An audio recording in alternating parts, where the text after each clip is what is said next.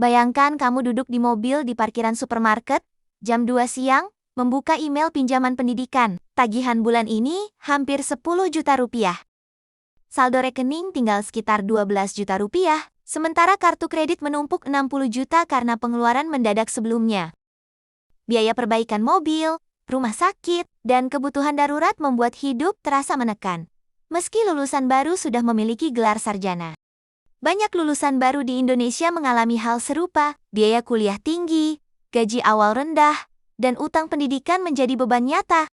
Biaya kuliah di universitas negeri sekarang mencapai 100 hingga 120 juta rupiah selama 4 tahun. Universitas swasta bahkan menembus 250 juta rupiah, atau lebih, untuk program sarjana penuh. Bayangkan membayar ratusan juta hanya untuk mendapatkan gelar sarjana, dengan janji pekerjaan menjanjikan di masa depan. Di kota besar, gaji lulusan baru rata-rata 5 hingga 6 juta rupiah per bulan, sebelum potongan pajak, BPJS, dan transportasi. Cicilan pinjaman pendidikan bisa mencapai 7 hingga 10 juta per bulan, hampir separuh penghasilan awal habis untuk membayar utang.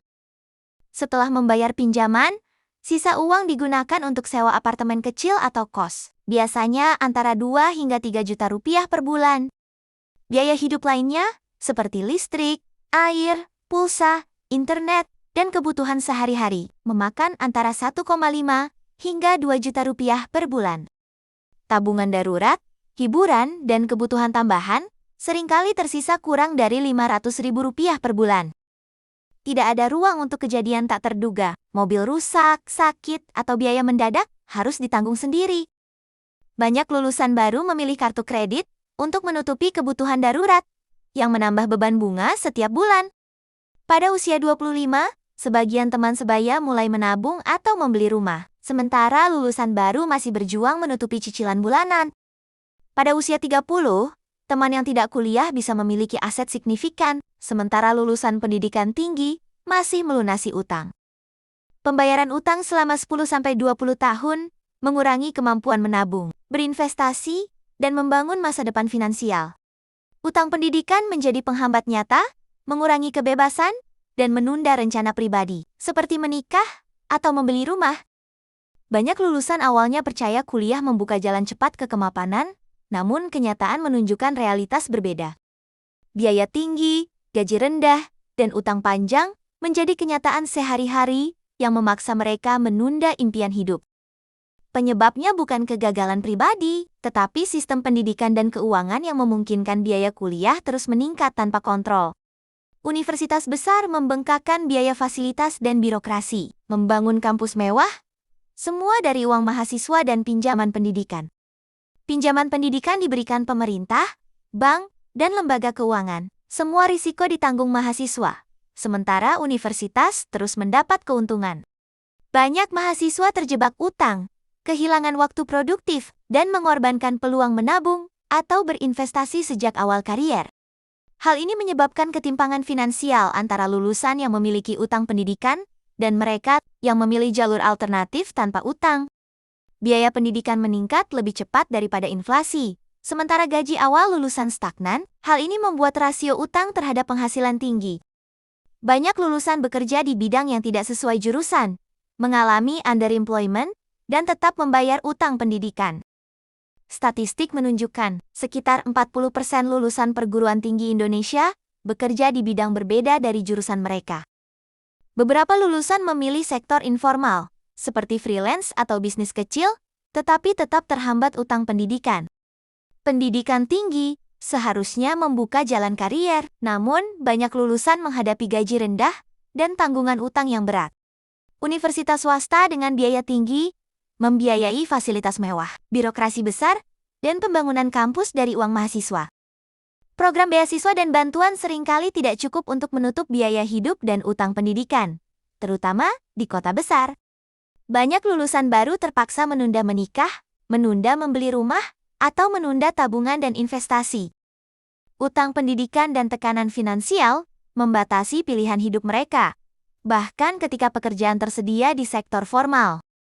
Lulusan yang memilih jurusan non-teknis, seperti seni, humaniora, atau sosial, sering memiliki gaji awal lebih rendah dari biaya hidup. Contoh, Gaji awal lulusan sastra atau ilmu sosial bisa sekitar 3-5 juta rupiah per bulan di kota besar. Dengan cicilan utang dan kebutuhan hidup, sisa penghasilan hampir tidak cukup untuk tabungan atau hiburan. Situasi ini membuat banyak lulusan baru merasa terjebak dalam siklus utang dan pengeluaran mendesak setiap bulan. Mereka bekerja keras, tetapi tidak memiliki ruang finansial untuk merencanakan masa depan atau membangun aset. Kondisi ini bukan akibat kegagalan individu, melainkan akibat sistem pendidikan yang menekankan gelar dibanding keterampilan dan biaya rasional. Alternatif tersedia, sekolah kejuruan, kursus vokasi, magang berbayar, dan sertifikasi profesional dengan biaya jauh lebih rendah. Jalur ini memungkinkan lulusan memulai karier lebih cepat, mendapatkan pengalaman, dan menerima gaji awal tanpa utang besar. Contohnya, coding bootcamp, sertifikasi IT, magang teknik, atau program vokasi industri dengan gaji mulai 5-7 juta rupiah. Total biaya jalur alternatif hanya antara 5 hingga 20 juta rupiah, jauh lebih murah dibanding kuliah 4 tahun. Lulusan jalur ini bisa menabung dan berinvestasi sejak awal, membangun aset lebih cepat daripada lulusan perguruan tinggi dengan utang. Dalam 5 hingga 10 tahun, mereka bisa memiliki tabungan, investasi, atau bahkan rumah pertama tanpa terbebani cicilan utang pendidikan.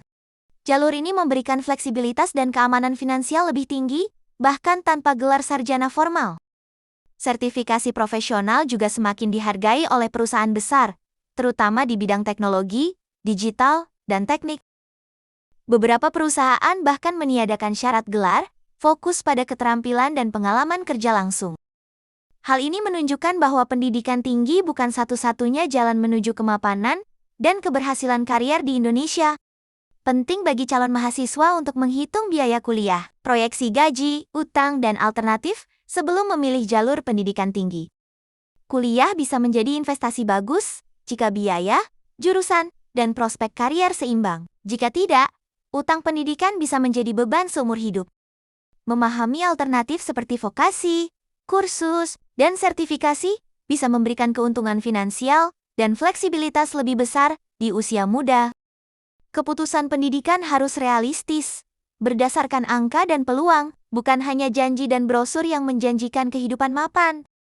Utang pendidikan tidak akan hilang sendiri, membuat pilihan yang tepat sejak awal menentukan kebebasan finansial masa depan. Jangan takut memilih jalur alternatif atau menunda kuliah, fokus pada keterampilan, pengalaman, dan kemampuan membangun aset. Sistem pendidikan dan utang tidak selalu berpihak pada mahasiswa, tetapi pemahaman dan strategi bisa mengubah jalan hidup secara signifikan. Membuat perencanaan sejak usia muda, memilih jalur yang sesuai kemampuan dan peluang, adalah kunci untuk mandiri finansial. Pendidikan tetap penting, tapi bukan satu-satunya jalan. Pilih strategi yang seimbang, dengan biaya realistis, dan hasil yang jelas. Ingat, keputusan hari ini menentukan kebebasan finansial 10-20 tahun ke depan. Pilih dengan cerdas, jangan terjebak janji instan.